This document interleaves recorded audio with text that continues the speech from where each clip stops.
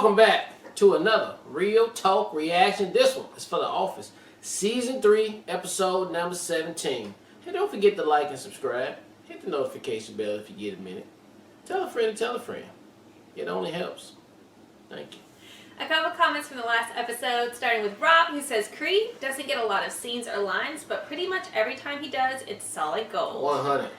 Jason says, you made it. This is where the audience falls in love with Michael. I believe it. Oh, I'm not sure if you noticed, but this episode was directed by Joss Whedon, who at the time was most famous being the creator of Buffy the Vampire Slayer. Oh, that makes so much sense. So the vampire thing was marketed to heck when they were running promos. Yeah, I believe it. I love that show. Okay. I watched both Buffy and the spinoff of Angel. Yeah.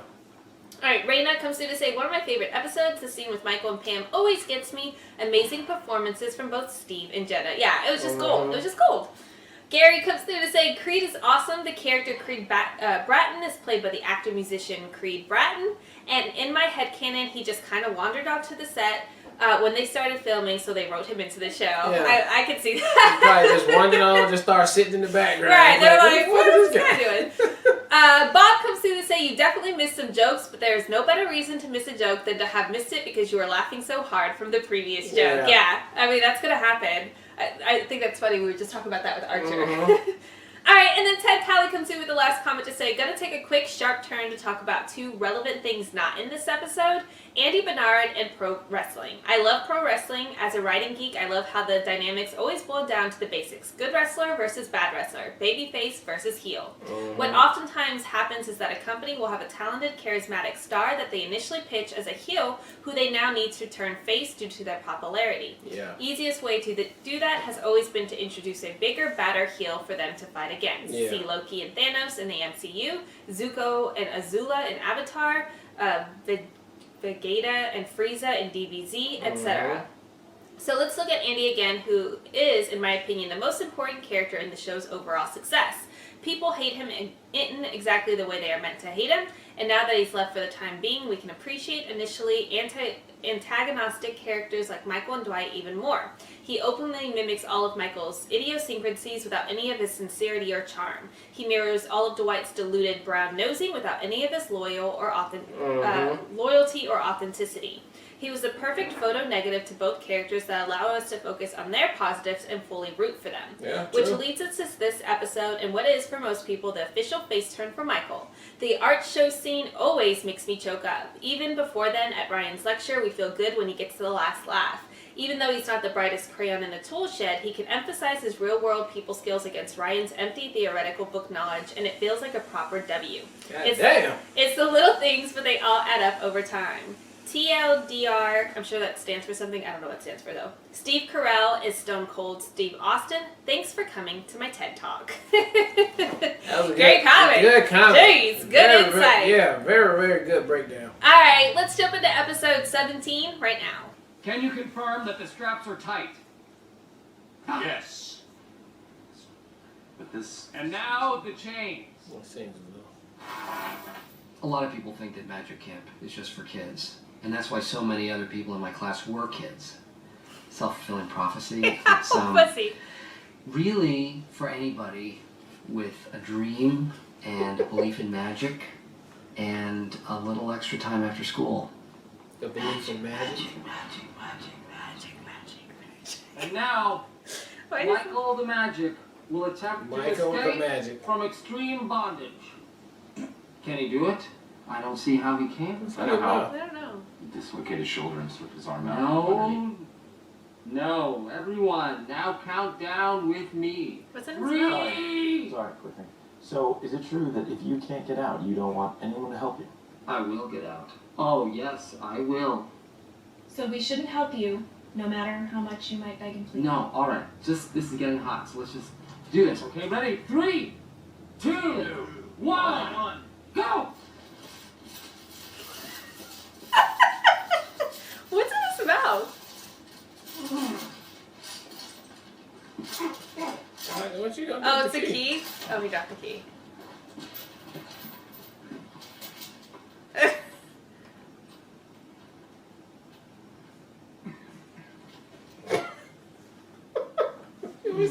Look at Steve.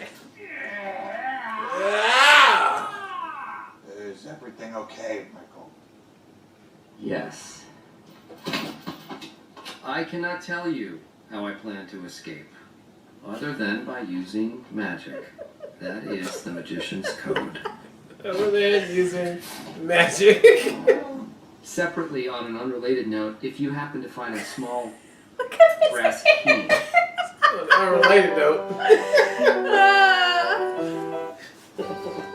What a goofball. All right, ready? Come on, guys. Early worm gets the worm. Early Another worm worm? gets a worm. Are they friends? Because early bird gets the worm. Like, oh. Pam, would you smell my breath? No. Let me smell. Someone finished it. Not great. Michael, you go to parties all the time. Why is tonight so special? Well, tonight is so special because my boss's boss's boss, the CFO, not his initials, common mistake, is having a little shindig for all the managers in the company. And Jan and I are going as a couple for the first time. So it's kind of our coming out party, really. And that is why tonight is so special. Jimbo, last chance carpool. Oh, no thanks. I didn't care now. It's like, Michael. Sure, Mike. Scott publicly and collapsing on myself like a dying star. I've seen it on myself like a dying star. Let's just sever the eye. It's a heart. Why is this so hard? That's what she said. I make bad decisions, and I just live with them. Michael, please. Oh my goodness. Like a jam. You watch Battlestar Galactica? No. No? Then you're an idiot. Hello, Michael. Rachel, You're an idiot. boy, you clean up good. Place looks great with all the lights on and everything. Actually looks bigger with people in it. It's weird. No. Jan, glad you could make it. Oh, of course, David. Do you remember Michael Scott from Of course I do. Scranton Branch? How are you, Michael? Jan and I are lovers. Oh my god. It feels so good to finally say that out loud. David, can I speak to you privately for just a moment, please? Okay. Camera. Oh. No, actually, one of these is supposed to be a light. Oh, sorry. So the merger goes smoothly. They got her Hey, order Jan, wrong, and normally next she would have butt just out. taken it, and now Yeah. she's like, Listen up. You should ask Karen. She was one of them. I'm the only one left. Everybody else was either fired or quit. And there's one in anger management. Yeah, but you're great now, right? You're all great. Aren't we great? We're good. Michael. Michael needs to turn down. Yeah, he gonna really need to turn down. Bagel bites or It's something? better when she want him to keep a secret. Beautiful. Thank you. What's the square footage? About 5,000. Does that include the garage? White? Wow. That's not appropriate. I don't know. It's a common question. David, It's a how common much question. does this house cost? That's not. Those old colonials are great when they're sound. I'd love to take a look around. I'll show you around. Cool. Let's start with the banisters. Hey. See that They're guy fucking whole behind space. you in the blue blazer against the wall? Yep. That's Drake. And just so you know, I don't want to be weird or anything, but we used to date. Oh. Okay, cool. Thanks for telling me. And it didn't end well. Gotcha. Please don't cry. I'm not going to cry. I feel like it, but I am not going to. I feel it. Just take your stupid love contract and tear it up into a million It was pieces. never a love contract, Michael. And besides, I've already given a copy to David. It would be just as embarrassing to get it back from him as it was handing I it want to the him in house, first place. Jan. I want the picket fence. I want the catch-up fights and the tickling and the giggling. I didn't mean it, okay?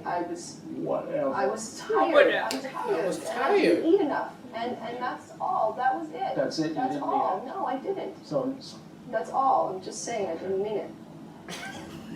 What is this argument, man? I love you, Jan. Okay. Okay. Okay. Do Oh I? my god. Don't break up, you guys. You're great together. I know they did that 30 times. There's no For way they're him gonna to come out like that, I Yeah. know they did that 30 times. They gonna call the cops? No, I paid him off. Jet ski money? All of it. I'm gonna kill Jim Halpern. Yeah. Well, he didn't really listen. Because it wasn't all Jim. Yeah. Alright, that was episode 17 of The Office, and hilarious episode right here. And it was just so much going on in this one. I mean, again, Creed, small part, big impact, yet again, had me rolling. Pam, karma's a bitch. I mean, that's just what it is right there. I mean, I like how she got a new lease on life, but look, sometimes what goes around comes around, and it's coming back around for you. You get what you deserve. I don't think Pam gives a shit now, as you can see. Yeah, I don't feel like it's really she karma. told him. Yeah. I mean, it's karma that she gotta deal with. She heard it back from him. So now, but she don't care. She done walked off. So cool. Now you gotta deal with that moving forward, and now you about to have this conflict with her ex and Jim when they get back to the office. Jim will explain. He'll explain and be like, don't. Or they might have to have a fight. Or that He seems like he needs to get a couple. He gotta get it off his chest, but you're risking your job at that point. But we'll see how it goes on there. The party was definitely lame, but I like Karen's interaction with Jim. That was good. But Michael and Jan, goddamn. Jan showed her ass right here this episode. Boy, she make bad decisions and she like to live with it. That's what she does, and she's attracted to it. She's addicted to it, and that's what she got to do. Michael, he was great. He was great this episode, man. So it was a lot of fun on this one right here. So, man, the plot is getting thick right now with this Pam and Jim situation. So I'm here for all that, and this episode was just hands down really funny. The reveal that Karen was playing a joke on Jim the entire time was great because even as watching it, I was like, "Who the fuck is Karen? Like, what is she doing?" They was just getting back at but like I totally didn't believe if it would have been Pam doing the joke, we would have seen right through it. But like Karen, because we don't really know what her history, it was just well executed, and I believed it the whole time. And I was like, "Ooh, this is probably Jim's moment when he's like, I can't mess with Karen no more." But the fact that she was playing a joke on him the entire time just like completely went over my head too. So I thought that was great. Creed, definitely MVP of jokes per minute. Like the impact he has with the tiny bit of time he's allowed it on screen is insane to me. Like the fact that he delivers it's fucking insane. So that was definitely a highlight. And then for me, I thought it was very Dwightish as far as him going around the house. It wasn't necessarily funny, but it totally fit his character. Yeah. I didn't see it developing where it was going towards the end with Pam and her boyfriend. I didn't realize that's where we were going, but okay, we're here, so that's obviously going to be conflict with Jim and him one of these upcoming episodes. And he didn't really want to go to that bar with her. Remember, he lied about it. I mean, I said that when they got back together. I don't think they're compatible anyway. They broke up for reasons outside of Jim anyway. What's his point of just trying to even get back in Pam? What, just to save face? I don't know. What you trying to do? I don't know. You don't even care about them. Yeah. So they don't need to be together anyway. I think this was a little bit crazy as far as a breakup. But yeah, we'll see how this plays out. Obviously, there's going to be like some healing or like other shit with Jim that still's going to unfold. But the Michael and Jan shit was gold. All of that was gold. The breakup or almost breakup in the car and Michael like trying not to cry. So cute to me. All of that was great, and then Dwight poking his head through. Jan is a whole hot mess, and I love so much that she's with Michael. I don't know, it was brilliant writing. A good dynamic. Yeah, it's really, really, really good, and the fact that she's like. She's crazy. I loved all of that though, and I can't wait to see how this unfolds. But that was definitely, there's a lot of highlights in this episode, but just their interaction and that breakup scene in the car. I bet in the bloopers they were laughing their asses off the entire time when Dwight just comes in from the back of the car. So good. Such a good episode. Can't wait for the next one. All right, well, look, thank you guys again for watching another Real Talk reaction for The Office Season 3, Episode 17. And until next time, people, peace.